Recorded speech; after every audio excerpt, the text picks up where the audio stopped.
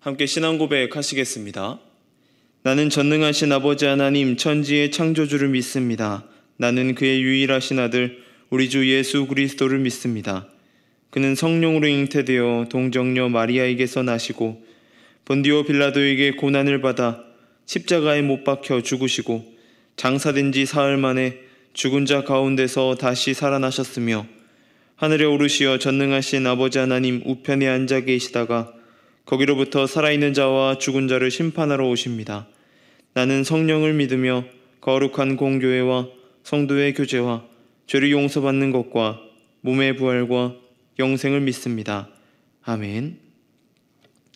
찬송가 204장입니다.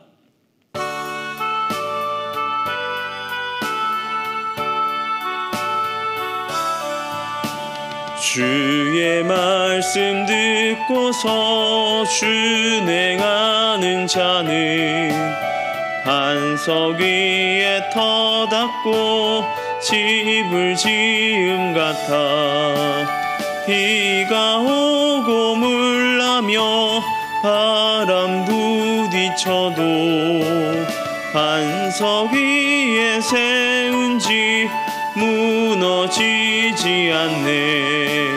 잘 짓고 잘 짓세 우리 집 잘 짓세 만세 반석 위에다 우리 집 잘 짓세 주의 말씀 듣고도 행치 않는 자는 모래 위에 터닫고 집을 지음 같아 비가 오고 물나며 바람 부딪힐 때 모래 위에 세운 집 크게 무너지네.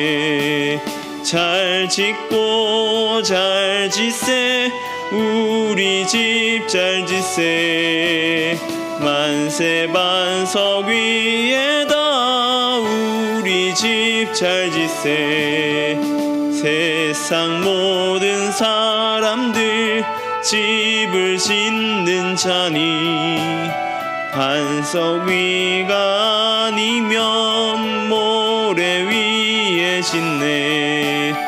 우리 구주 오셔서 지은 상을 줄 때 세운 공로 따라서 영영상 벌 주리. 잘 짓고 잘 짓세 우리 집 잘 짓세 만세 반석 위에다 우리 집 잘 짓세. 아멘. 오늘 우리가 함께 올 말씀은 고린도전서 10장 1절에서 13절까지의 말씀입니다. 고린도전서 10장 1절에서 13절까지의 말씀을 제가 봉독해 드리겠습니다. 형제들아 나는 너희가 알지 못하기를 원하지 아니하노니 우리 조상들이 다 구름 아래에 있고 바다 가운데로 지나며 모세에게 속하여 다 구름과 바다에서 세례를 받고 다 같이 신령한 음식을 먹으며 다 같은 신령한 음료를 마셨으니 이는 그들을 따르는 신령한 반석으로부터 마셨음에 그 반석은 곧 그리스도시라. 그러나 그들이 다수를 하나님이 기뻐하지 아니하셨으므로 그들이 광야에서 멸망을 받았느니라. 이러한 일은 우리의 본보기가 되어 우리로 하여금 그들이 악을 즐겨한 것 같이 즐겨하는 자가 되지 않게 하려 함이니 그들 가운데 어떤 사람들과 같이 너희는 우상 숭배하는 자가 되지 말라 기록된 바 백성이 앉아서 먹고 마시며 일어나서 뛰논다 함과 같으니라. 그들 중에 어떤 사람들이 음행하다가 하루에 23,000명이 죽었나니 우리는 그들과 같이 음행하지 말자. 그들 가운데 어떤 사람들이 주를 시험하다가 뱀에 멸망하였나니 우리는 그들과 같이 시험하지 말자. 그들 가운데 어떤 사람들이 원망하다가 멸망시키는 자에게 멸망하였나니 너희는 그들과 같이 원망하지 말라. 그들에게 일어난 이런 일은 본보기가 되고 또한 말세를 만난 우리를 깨우치게 위하여 기록되었느니라. 그런즉 선줄로 생각하는 자는 넘어질까 조심하라.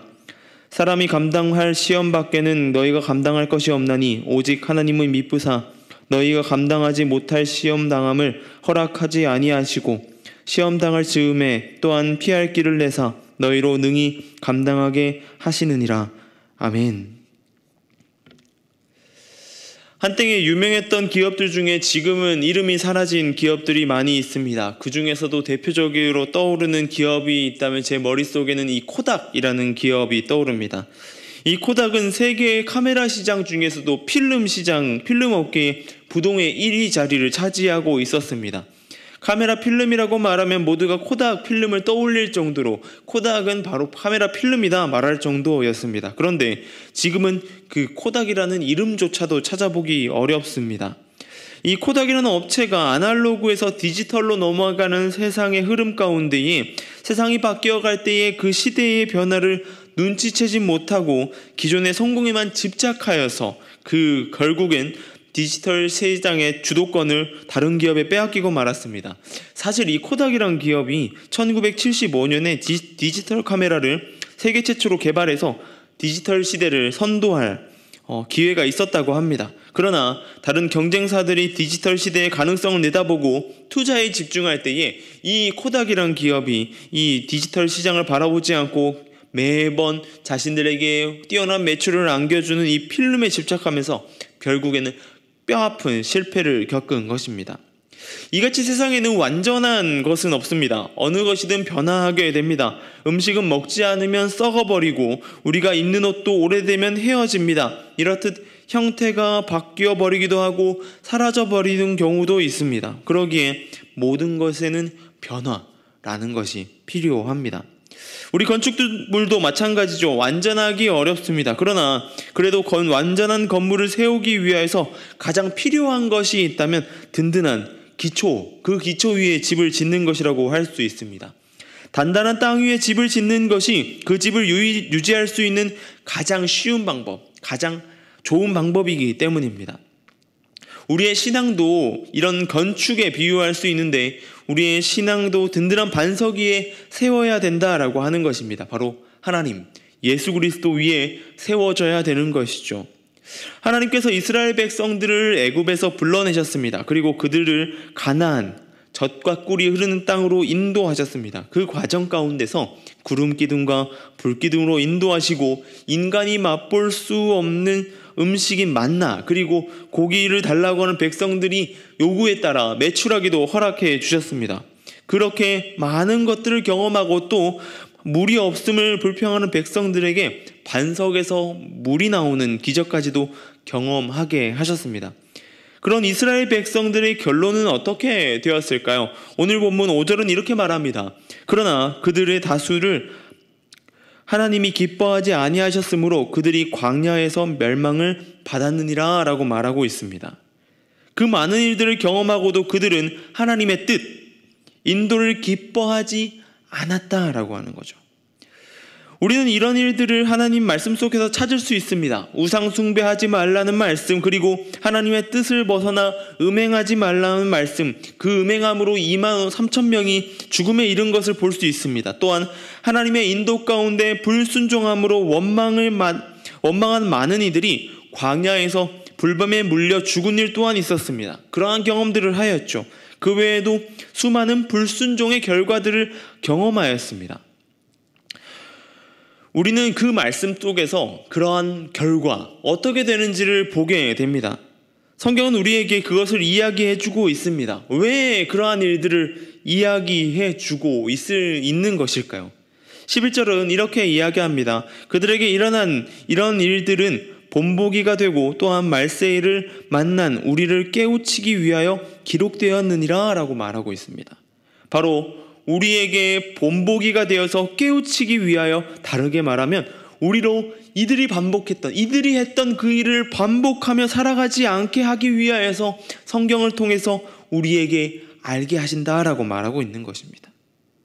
우리가 잘 아는 한자어 중에 온고이 지신이라는 말이 있습니다. 옛것을 익혀 새것을 안다라는 뜻입니다.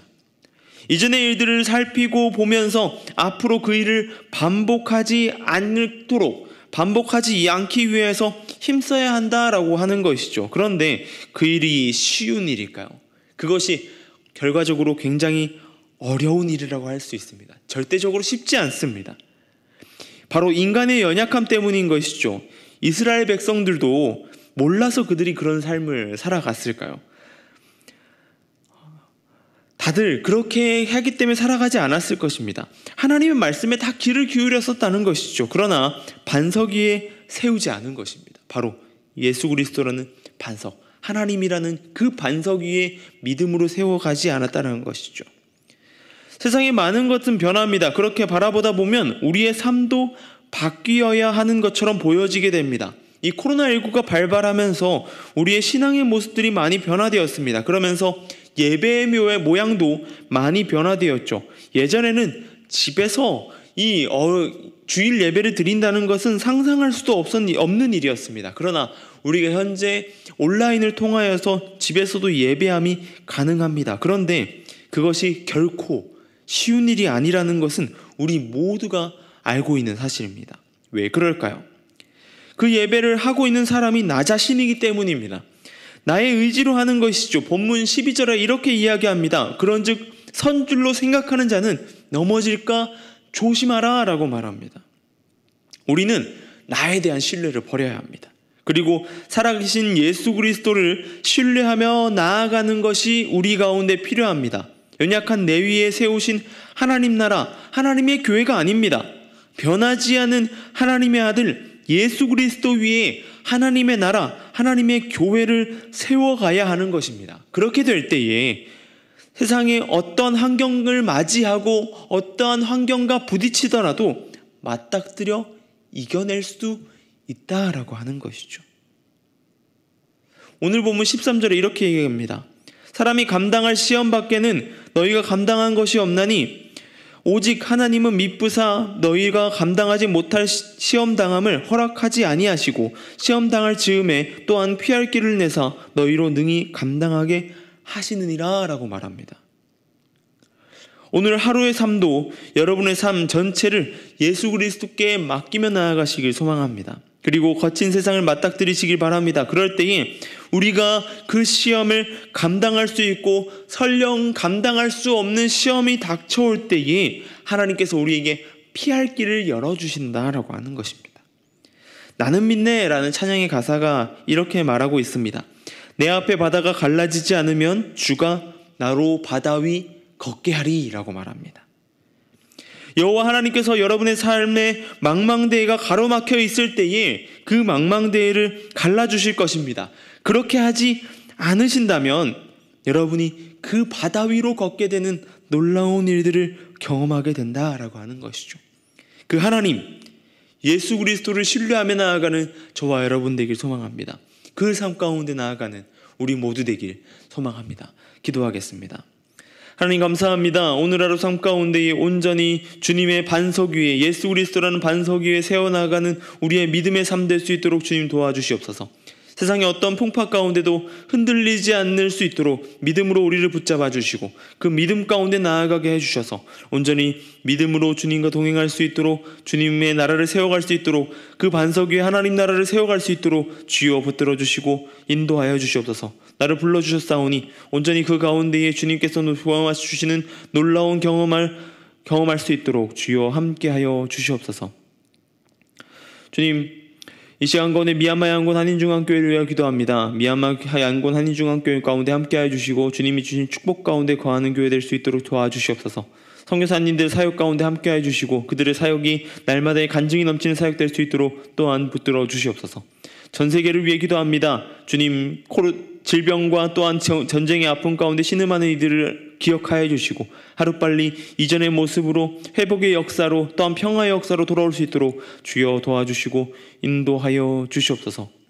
이 노은중앙교회를 주님 붙들어 주시고 온전히 이 교회가 이 지역 가운데 빛과 소금의 역할을 잘 감당할 수 있도록 도와주시고 또한 온전히 주님 안에 세워질 수 있도록 주님의 말씀 가운데 설 수 있도록 주여 붙들어 주시고 함께하여 주시옵소서. 온전히 주님 안에 거하길 소망합니다. 온전히 주님만 거하게 하여 주시고 온전히 우리의 삶이 예수 그리스도 안에 세워짐으로 하나님 나라를 든든하게 세워갈 수 있도록 오늘 하루의 삶도 그렇게 주님의 뜻을 세워나갈 수 있도록 주여 함께 하여 주시옵소서. 감사합니다. 이 모든 것 우리 주 예수님의 이름으로 기도드립니다. 아멘.